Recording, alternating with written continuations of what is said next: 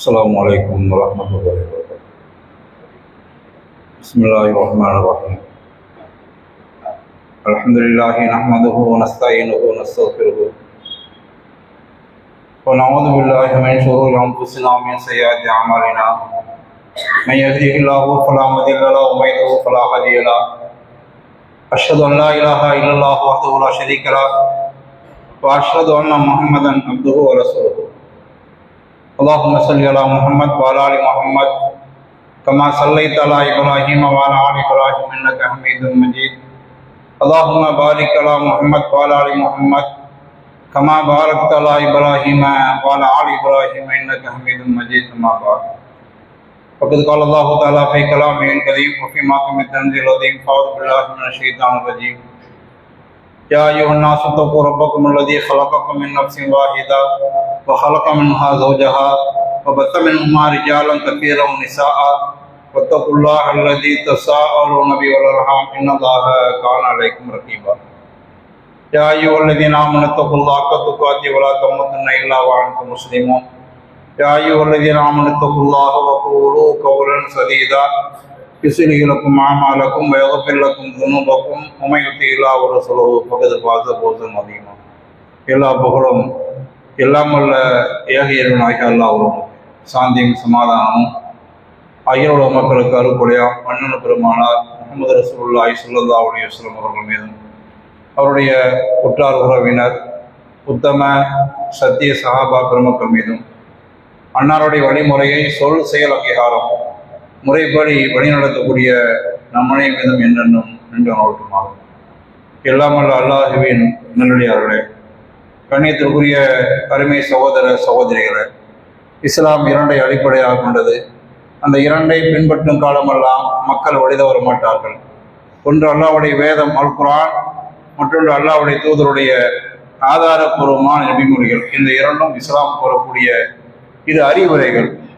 அந்த அடிப்படையில் இந்த ஜும்மாவுடைய உரையில் அண்ணன் நபி அழகிய முன்மாதிரி என்ற தலைப்பு தரப்பட்டுள்ளது. இந்த தலைப்பின் நோக்கம், இங்கு வாழக்கூடிய மக்கள் இறை தூதரை பின்பற்றினால் நாளை மறுமையில் வெற்றி பெற்ற மக்களாக ஆக முடியும். அதாவது ரப்பல் ஆலமீன் திருமறை குர்ஆன்ல அன்-நிசா என்ற அத்தியாயத்தில் உமன் யுத்தி ரசூல ஃபகத் அத்தா அல்லாஹ், எவர் இறை தூதர் கட்டுப்பட்டாரோ அவருக்கு இறைவனை கட்டுப்பட்டு விட்டார்னு அல்லாஹ் சொல்றான். நிறைய நீங்க வசனங்களை பார்க்கலாம்.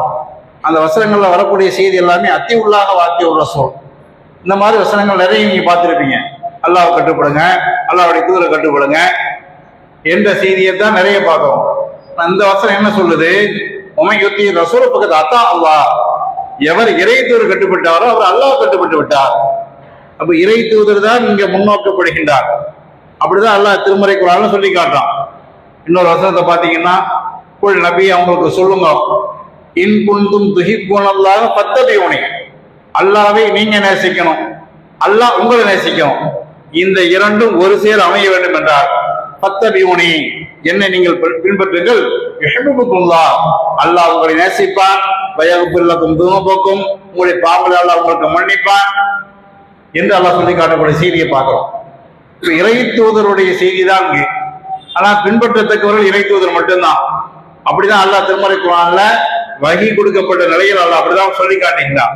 இறை தூதருடைய நிலையை எல்லா இறை தூதருக்கும் அல்லாஹ் வஹி அனுப்புறான். யாருக்கு வஹி கொடுக்கப்பட்டதோ அவர்களை பின்பற்றுவதுதான் சிறந்தது என்றும் திருமறை குர்ஆன் நமக்கு போதிக்கின்றது. இப்ப அந்த அடிப்படையில இந்த உலகத்தில் நாம செய்யக்கூடிய செயல், அது வணக்கமா இருக்கட்டும் வாழ்க்கையா இருக்கட்டும், நிறைய பேருடைய நிலை எப்படி இருக்குன்னா, வணக்கம் சார்ந்த விஷயங்கள்ல இறைவனும் இறை தூதரும், வாழ்க்கை சார்ந்த விஷயங்கள் 10ஓட 11 அத்தோட இதுவும் நின்று போயிட்டே இருக்கிறோம். அது இஸ்லாத்துல பொருந்தாது, இஸ்லாத்துக்கு சரியே வராது. இஸ்லாத்தை பொறுத்தவரை நீங்கள் வணக்கத்திற்கு என்ன நன்மையோ அதுபோன்று வாழ்க்கை தரத்தில் எதை செய்தால் நன்மைதான். அதற்கும் யார் தான் வழிகாட்டி? இறை தூதர் தான் வழிகாட்டி. எல்லா விஷயங்கள் நீங்க அலசி ஆராய்ந்து பார்த்தால், எப்படி வணக்கத்திற்கு நபியனாக்கு சொல்றாங்களோ, என்னை தொழுகை காண்கிறீங்க, எப்படி எல்லாம் வணங்க காண்கிறீங்களோ அது மாதிரி நீங்க வணங்குங்க, என்ன எப்படி தொழக்கணும் எப்படி தொழுவுங்க என்று சொல்ற மாதிரி வாழ்க்கை விஷயத்தில் நபிகள் நாயகம் உண்ண கத்துக் கொடுக்குறாங்க, உறக்க கத்துக் கொடுக்குறாங்க, உடுக்க கத்துக் கொடுக்குறாங்க, தலைவார கத்துக் கொடுக்குறாங்க, ஆடை அணிய கத்துக் கொடுக்குறாங்க. இப்படி எல்லா விஷயத்திலும் இறை தூதர் முன்மாதிரி. இந்த அடிப்படைக்கு நாம் வருகின்றோமா? இந்த அடிப்படையில் தான் மக்களுடைய அன்றாட செயல்கள் ஓடிக்கொண்டிருக்கின்றதா? வாழ்வாதாரங்கள் கிடைக்கின்றதா? அது உறவா, உறக்கமா, திருமணமா, சொந்தமா, பந்தமா, வாழ்க்கையா, பெற்றோரா, உற்றாரா, உறவினரா, அண்டை வீட்டாரா, நண்பர்களா, தோழர்களா, தோழிகளா, குழந்தை வளர்ப்பா, பிள்ளைகளா, இப்படி எதை நீங்கள் எடுத்தாலும் இஸ்லாம் அதில் தலையிடும். இஸ்லாத்துக்கு அப்பாற்பட்டு நீங்க எதையுமே செய்ய முடியாது. நீங்க உள்ள ஏதாவது வீட்டுக்குள்ள போறீங்க, வீட்டுல இருந்து வெளியே வர்றீங்க, பாத்ரூம் போறீங்க, பாத்ரூம் விட்டு வெளியே வர்றீங்க, பள்ளிவாசலுக்கு வரீங்க, பள்ளிவாசலுக்கு வெளியே போறீங்க, செருப்பு அணிகிறீங்க, களவாடுறீங்க, இப்படி நீங்க எதை எடுத்தாலும் இஸ்லாம் அதுல தலையிடும். இதுல இஸ்லாத்துல இதுல இருந்து எதையும் நீங்க காட்டவே முடியாது. ஒன்ன காட்டலாம், ஒன்ன காட்ட முடியுமா? ஒன்ன நீங்க காட்டுங்க, இது இஸ்லாத்து சொல்லவில்லை. அதான் ஒரு ஆள் தூதர் கேட்கிறாரு, என்னப்பா உங்க இறை தூதரு, சிறுநீர் கழித்தாலும் என்ன செய்யறாரு, அதை சுத்தம் பண்றவங்க கத்து தராம இதுக்கு ஒரு இறை தூதரா என்று சொல்லக்கூடிய செய்தியை பார்க்கணும்ல கேட்கறதுக்கு. அந்த பதில் சொல்ற சாகி பாத்தீங்கன்னா அது ஒண்ணுதான் கேட்கிறாரு. அது சொல்றாரு, கட்டி எப்படி இருக்கணும், தண்ணி எப்படி இருக்கணும், எந்த கையால தொடணும், எந்த கையால எடுக்கணும், இப்படி அப்படி அக்கவர் ஆணிவர் அந்த அபித்துவர் பதில் சொல்றாரு. செய்தி பார்க்கணுமா இல்லையா? அப்ப எதை எடுத்தாலும் இத மாதிரிதான். அதனாலதான் அந்நலபி அழகிய முன்மாதிரி. இந்த அந்நலபி அழகிய முன்மாதிரி என்ற இந்த தலைப்பு இருக்கிறவங்க சும்மா கொடுக்கப்பட்டதா? ஏதோ ஒரு நிலைக்காக வேண்டி ஏதாவது ஒரு செயலை செய்யறதுக்காக கொடுக்கப்பட்டதா? அதை ஊன்றி பார்த்தால் இத மாதிரி ஒரு மார்க்கத்தை நீங்க உலகத்துல பார்க்கவே முடியாது, காணவே முடியாது. செயல்படுத்த நாம தயாரா? ஆட்சி அதிகாரம் கொடுக்கப்பட்டிருக்கின்றது. ஆட்சி அதிகாரம் எப்ப கொடுக்கப்பட்டது? 40 வயது அப்படியே நினைக்கிறாங்க, எல்லாரும் தான் இருக்கிறாங்க. அந்த மக்களுடைய தொழிலே அதான். அல்லாஹ் ஏத்துக்கிறாங்க, தாராள ஏத்துக்கிறாங்க, இறைவன் ஒருவன். அந்த கான்செப்டுக்கு குறைஞ்சு குப்பால் வந்துட்டாங்க. ஆனா உங்களை இருக்கு நான் ஏத்துக்க முடியாதுல்ல. அவங்களுடைய நிலைப்பாடு ஏதான கலக்கம் ஒண்ணு சமாவாத்தி வளரல. இந்த வானங்களை பூமியை படுத்தியாருன்னா நிச்சயமா இல்ல. வானத்தில் உள்ள பூமியை படுத்தியாருன்னா நிச்சயமா இல்ல. தண்ணீர் தருவது யாரு, மழை இறக்கிறதா நிச்சயமா இல்ல. அதுல மாற்றுக்கிறதே இல்ல. அப்படி சரியா இருந்தாங்க அதுல. ஆனா என்ன மறுத்தாங்க அவங்க? உங்களே நான் ஏத்துக்கணும். அவங்களுடைய செய்தியா தானே என்னோட வளர்ந்துருக்கீங்க, எங்களோட வளர்ந்து ஆளாகி இருக்கீங்க. இன்னைக்கு நான் நபி என்றால் நாங்க எப்படி ஏத்துக்கிற முடியும்? அதான் எங்க செய்தியாங்க.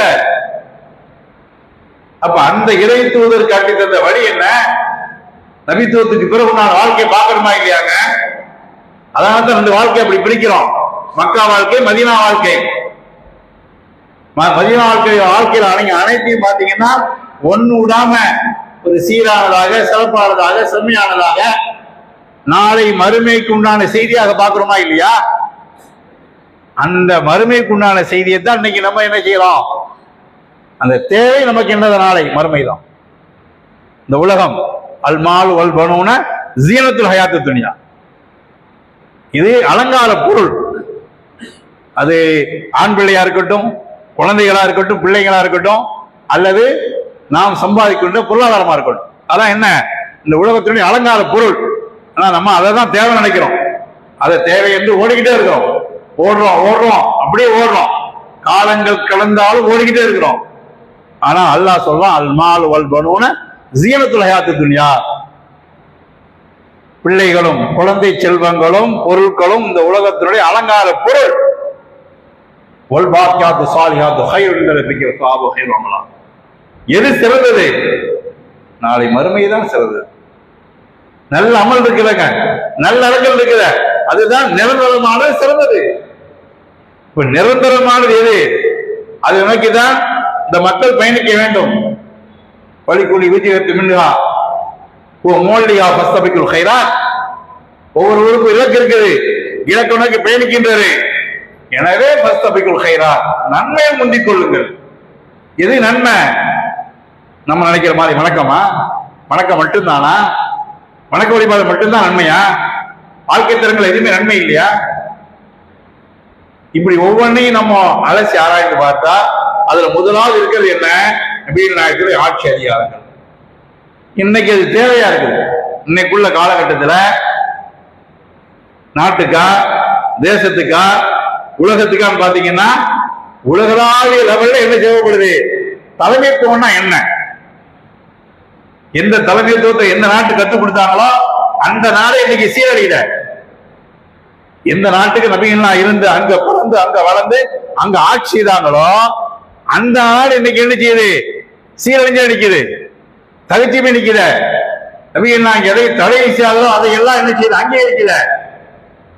இப்ப ஆட்சி அதிகாரத்துக்கு பங்கம் வந்துச்சா? இது சரியான ஆட்சியா? அங்கிருந்து வருவோம், நம்ம அங்கிருந்து வருவோம், அங்கிருந்து இன்னும் தேசத்துக்கு போலாம். இன்னைக்கு உலகத்தையே சட்டாப்பள்ளி பண்ணிட்டு ரெண்டாக்கி இருக்கிறதால அங்கிருந்து வரலாம். அல்ல இன்னைக்கு இஸ்லாமிய நாடு என்று பெயர்ல கொடிகட்டி பறஞ்சு முன்னணி நிற்கிற அங்க வரலாம். எது தடை என்று இஸ்லாம் சொல்லிச்சோ இன்றைக்கு அது மக்களை மதியலாக மட்டும்தான் இல்ல. இது ஆட்சியா? இது ஆட்சி அதிகாரத்துக்கு தகுதியா? ஒருவர் செய்யலாமா? எந்த பெண்ணை அடக்குடக்கமா இருக்கும் அந்த பெண்ணை என்ன செய்யறீங்க நீங்க? இதெல்லாம் கூடாது என்று இஸ்லாம் தடை செய்தது செய்வோம். அதெல்லாம் இன்னைக்கு அனுமதிச்சீங்கள. அந்த விளைவு எங்க போய் நிக்குது? செபஸ்டியன்ல போய் நிக்குதா இல்லையா? அப்படி ஒரு நிலையை பாக்குறோமா இல்லையா? இன்னைக்கு ஏன் ஆட்சி அதிகாரத்தினுடைய தூவம் சரியில்லை. என்னைக்கு இஸ்லாத்தை விட்டு அப்பாற்பட்டீங்களோ, இன்னைக்கு முத்தவாக்கள் கொண்டு குவிச்சீங்களோ, இன்னைக்கு முத்தவாக்கள் அதிகாரிகள் சொன்னீங்களோ அன்னைக்கு நாசமா போச்சு அந்த நாடு. தடுக்க முடியுதா? இன்னைக்கு சின்ன பின்னமாய் நிக்குது. யாரெல்லாம் பேச பயந்தார்களோ, எவெல்லாம் பேச அப்படியே என்ன செய்தாங்க, அடக்கி வச்சிருந்தாங்களோ அவெல்லாம் பேசுறதுக்கு நாடு போனது காரணம் என்ன? என்னைக்கு ஆட்சி அதிகாரத்து நீ சரியா இல்லையோ அன்னைக்கு நாசமா போயிட்ட. எல்லா நாடையுங்க. எதுக்கு இஸ்லாமிய நாட்டில் உண்டான இதுக்கு என்ன செய்து அடுத்த வழிபாடு கொண்டு வர நினைக்கிற? சொகுசா? சொகுசுக்கு இன்னைக்கு வந்துச்சா?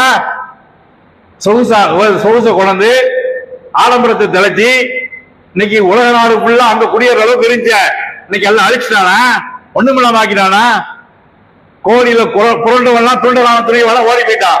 ஏன்? ஆட்சி அதிகாரத்து நிலை அப்படி. எதோ பிரியப்பட்ட உலக வாழ்க்கை பிரியப்பட்ட ஆடம்பரத்தை பிரியப்பட்ட ஆடம்பரத்தை பிரியப்பட்டவருடைய விளைவு நீ அழிவை நீ கண்டுகிட்டு இருக்க. ஆக்குறோமா இல்லையா? ஏன்?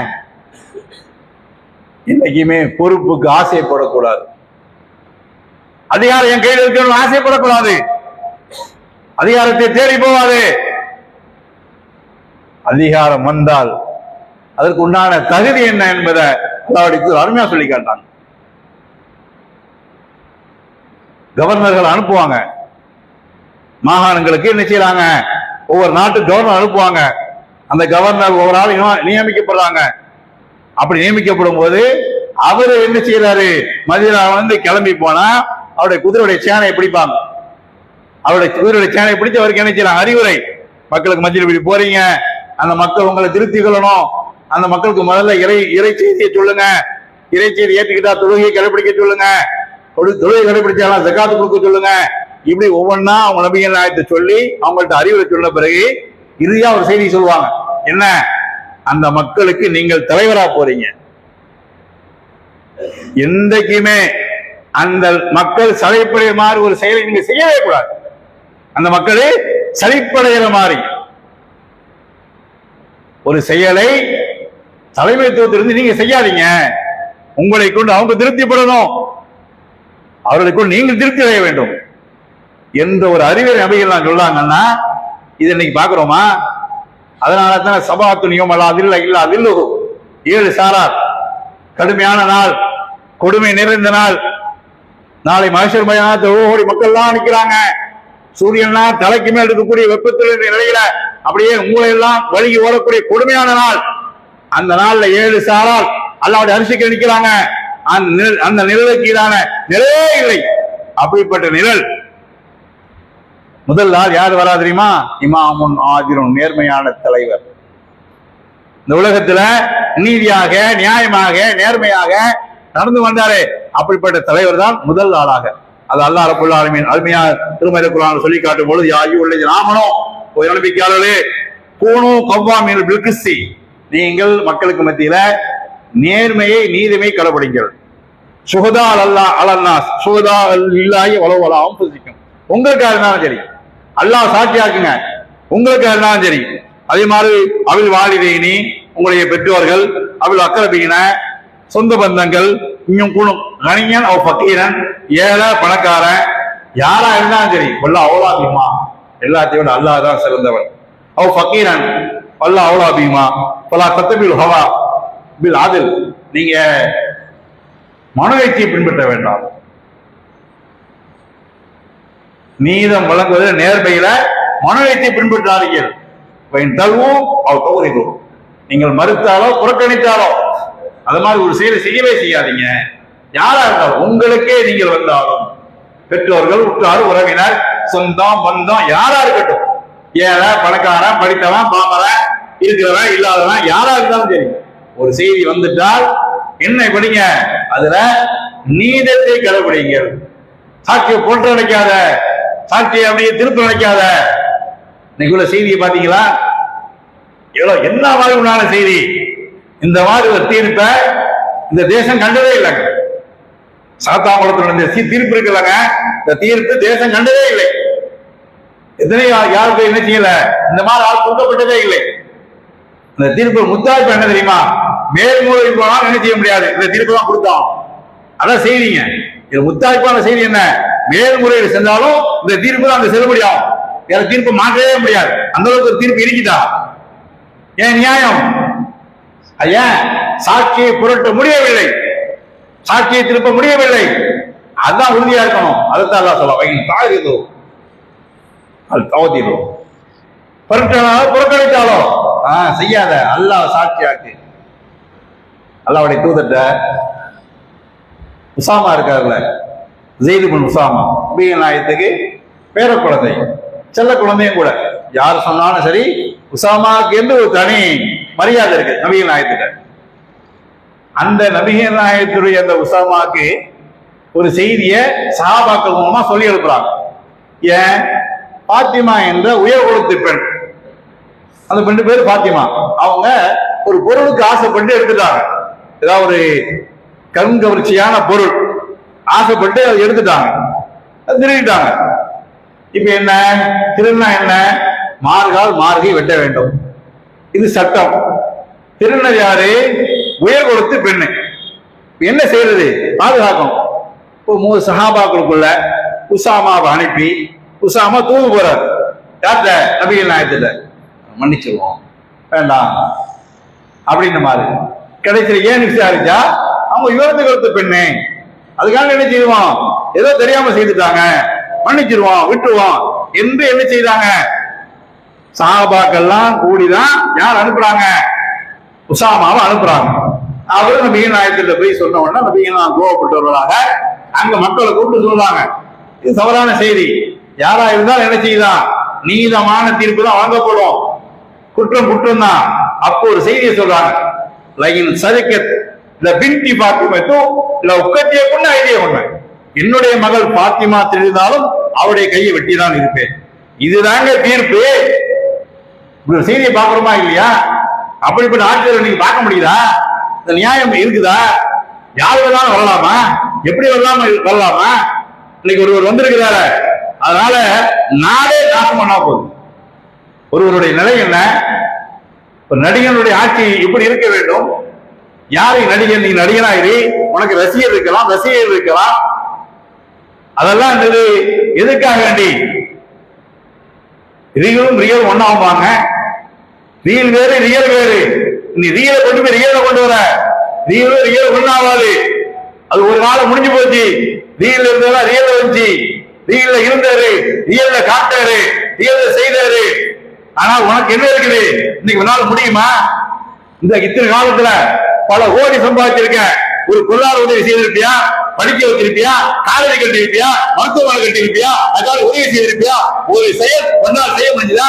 பேரழிவார்கள், மழை காலங்கள், பேரழிவார்கள், துன்பங்கள், துயரங்கள், மக்கள் அலோலப்பட்டார்கள், கஷ்டப்பட்டார்கள், அதை நீ செய்தியா? நீ நின்னியா? ஒண்ணுமில்லாத கோடியில போடக்கூடிய மக்கள் பணத்தை சுரண்டு சம்பாதிச்ச கேடு கட்டவன், அதுக்கு புருக்கா போட்டுட்டு ஒரு நிலையில சொல்லக்கூடிய நிலையில யார் வேணாலும் பரவாயில்ல, என் வீட்டை விட, வீட்டுக்காரனை விட, என் தாயை விட, தந்தை விட பேட்டி கொடுக்கக்கூடிய ஒரு கோல காட்சியை பார்க்கிறோமே. அல்லாஹ் காப்பாற்றணும், அல்லாஹ்வுடைய சாதனை தான் இருக்கணும். வெள்ளிக்கிழமையுமா, வெள்ளிக்கிழமை அதுவுமா சினிமா தியேட்டர்ல வந்து படத்தை பார்த்துட்டு அல்லாஹ்வுக்கு நன்றி எல்லாத்துக்கும் நன்றி இப்படி ஒரு கேடுகட்டத்தனமா பேசுறோமே. ஏன் என்ன தலைமைத்துவத்துக்கு உனக்கு ரைட்ஸ் இருக்குது? ஏதாவது ஒண்ணு தெரியுமா? ஏதாவது ஒரு அறிவார்ந்த செய்தி இருக்குதா உங்ககிட்ட? அறிவார்ந்த விஷயம் இருக்குதா? எதுவுமே இல்லாம இன்னைக்கு நான் வரேன்னு சொன்னா இக்பால் பெருமண்ட கூட்டம் போகுதுன்னா அதுக்கு பின்னால பாத்தீங்கன்னா அதிகமான மக்களுக்கு முஸ்லிம் மக்கள் நிப்பாட்டல, முஸ்லிம் மக்கள் போட்டு ஒரு கூட கொக்கரிக்கிறது ஒரு பக்கம், 2 பேர் இருக்காங்கல்ல கிரிக்கெட் நிக்காங்கல்ல 2 பேர் முஸ்லிம் போட்டுருக்கோம், 2 பேர் லேடிஸா விட்டுருக்காங்க. அட படுவாதீங்களா? ஏன் என்ன இல்ல? எது எது அறிவார்ந்த விஷயம்? சிந்திக்கணுமா இல்லையா? யோசிக்கணுமா இல்லையா? அப்ப ஏன் தலைமைத்துவம்னா என்னன்னு கத்துக்கிட்டு வா. தலைமைத்துவம்னா என்னங்கிறத கத்துக்கிட்டு வா.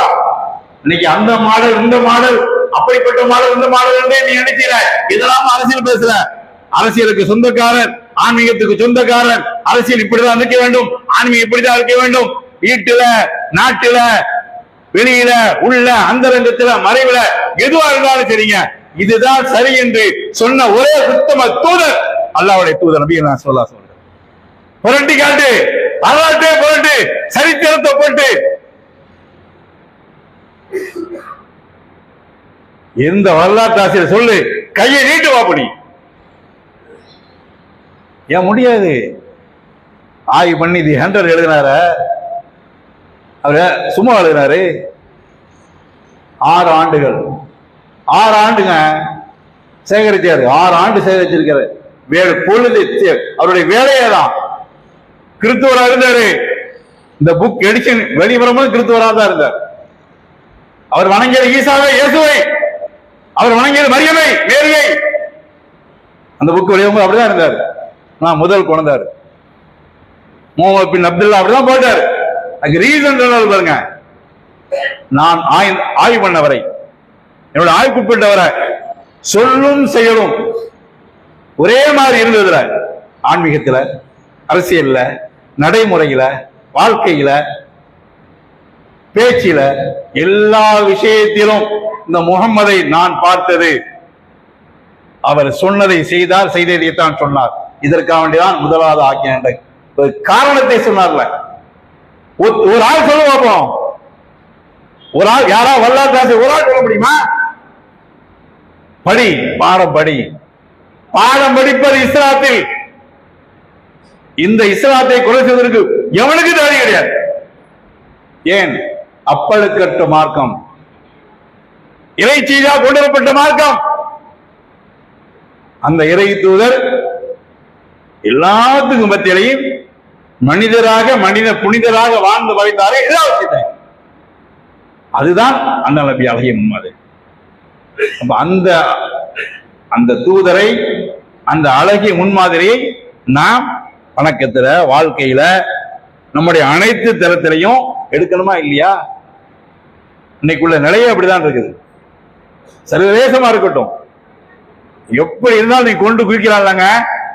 போர்க்களத்துல பெண்களை கொள்ளாத, முதியவங்களை கொள்ளாத, சிறுவங்களை கொள்ளாத, நீங்க வர வேண்டாம். இந்த மாதிரி உண்டான அறிவுரை எங்கிருந்து படிடா? நபிகள் நாயகத்தின் பாடத்திலிருந்து படி. இன்னைக்கு யாருக்குமே அது இல்லையே. அப்ப அந்த மாதிரி உண்டான செய்திய நாம முன்மாதிரி எடுத்துக்கொண்டு நம்முடைய அனைத்து விஷயங்களும் எப்படி இருக்க வேண்டும்? ஆரம்பத்தில் சொன்ன மாதிரி இறைத்தூதர் கட்டுப்பட்டால் இறைவனுக்கு கட்டுப்பட்டவர். அப்படிப்பட்ட கட்டுப்படக்கூடிய மக்கள் ரப்பல் ஆலமீன் ஆக்கி வைப்பார்.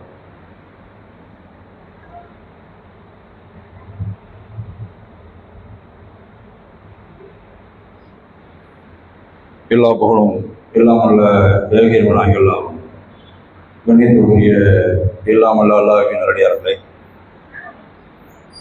ஏறத்தாழ தமிழகத்தில் உள்ள அனைத்து பள்ளிக்கூடங்களும் 16ஆம் தேதி அல்லது 17ஆம் தேதியோட முடிவுக்கு வருகின்றது. இந்த கோடை காலத்தினுடைய விடுமுறையில அந்த விடுமுறையை பயனுள்ளதாக கழிக்க வேண்டும் என்பதற்காக வேண்டி நாம கோடை கால பேச்சுமாம் தமிழ் ஃபுல்லாக நடத்தி வருகின்றோம். இந்த கோடைகால பயிற்சி முகாம் என்பது ஏதோ பிள்ளைங்களுடைய வீட்டை கடந்து சேட்டை பண்ணுறதுக்கு, தெருவில் கடந்து அரிச்சாட்டியம் பண்ணுறதுக்கு, ஏதோ 2 மணி நேரம் 3 மணி நேரம் போயிட்டு வரட்டும் என்பது போன்ற நிலை இல்லாமல் ஒரு செய்தியை கற்றுக்கிறட்டும். ஏன்னா இன்றைய நிலை எப்படி இருக்குன்னு சொன்னால், இந்த 5ஆம் கிளாஸ் 6ஆம் கிளாஸ் தான் வழிதருடைய நிலையில பார்க்குறோம். இந்த 12th காலேஜ் முடிஞ்ச பிறகு கூட சிந்திக்கிற தன்மை வந்துடுது இந்த காலகட்டத்தில். ஆனால் எப்படி வழியில வர்றாங்கன்னா வழி கெடுக்கப்படுறாங்க. இன்னைக்கு போதைப் பொருட்களுக்கு ஏஜென்ட் யாரை பிடிக்கிறான், அந்த மாதிரி பிள்ளைங்க தான் பிடிக்கிறான். தூது போகிறதுக்கு யாரை பிடிக்கிறான், அந்த மாதிரி பிள்ளைங்க தான் பிடிக்கிறான். அவருக்கு ஒன்றும் தெரியாது. அவர் பேசாம என்ன செய்யறாரு, தரதை மாத்தி விட்டு சொல்லிட்டு போயிட்டே இருக்கிறார். இப்போ வழி கெடுக்கப்படுறதுல முன்னணியா இருக்கிறது யாரு? இந்த 10 வயசு 8 வயசுக்கு மேல 5ஆம் கிளாஸ் 6ஆம் கிளாஸ் இந்த மாதிரி பிள்ளைங்க, அந்த பழகிற பிள்ளைங்க எப்படின்னு பாத்தீங்கன்னா அது ஆச்சரியமா இருக்கும். சம்பந்தமே இல்லாம இருக்கும். அவர் படிப்பார் 10th 12th, இவர் 5ஆம் கிளாஸ் படிக்கிறார். அவருக்கு இவருக்கு ஒண்ணுமே ஏணி வச்சா 8ஆம் மாதிரி. அப்ப அந்த பழக்க வழக்கம் ஏங்கிறது நம்ம கண்ணு வாங்கிக்கிறது இல்லை, நம்ம அதை பாக்குறது இல்லை. அப்படி விளைவு என்ன, கொஞ்சம் வயசு போயிடுவா அப்பதான் ஏற்று பேசுறாரு, கட்டுக்கிற மாட்டிருக்காரு, வீட்டுல இருக்க மாட்டிருக்காரு, எங்கேயா போயிடுறாரு, எங்க போறதுன்னு தெரிய மாட்டேங்குது, யாரு கூட சேர்றது தெரிய மாட்டேங்குது. இதெல்லாம் என்னங்க, ஒழுக்கம் சார்ந்த விஷயம் இல்லைங்கிறதுக்கு இதெல்லாம் ஒரு காரணம். நம்ம அதெல்லாம் கண்டுக்கிறதே இல்லை. எங்கேயா வெளியே போனா போட்டும், சேட்டை பண்ணாம இருக்கான், வீட்டுல இல்லாம இருக்கான், ஊடே 2வது எல்லாம் இப்ப வெளியே போல அப்படிங்கிற அளவுக்கு நம்ம ஆயிரும்.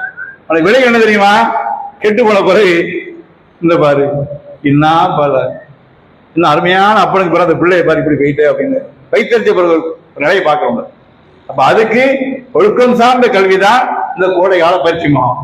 எல்லா பயிற்சியும் அவங்களுக்கு துவா பண்ணணும், சூறா பண்ணணும், ஒழுக்கம்னா என்ன, பெற்றோர் எப்படி பேணணும், எப்படி மதிக்கணும், பெரியவங்களை எப்படி மதிக்கணும், இப்படி மாதிரி விஷயங்களை சொல்லிக் கொடுக்கறதா இந்த கோடை கால பயிற்சி முகாம்.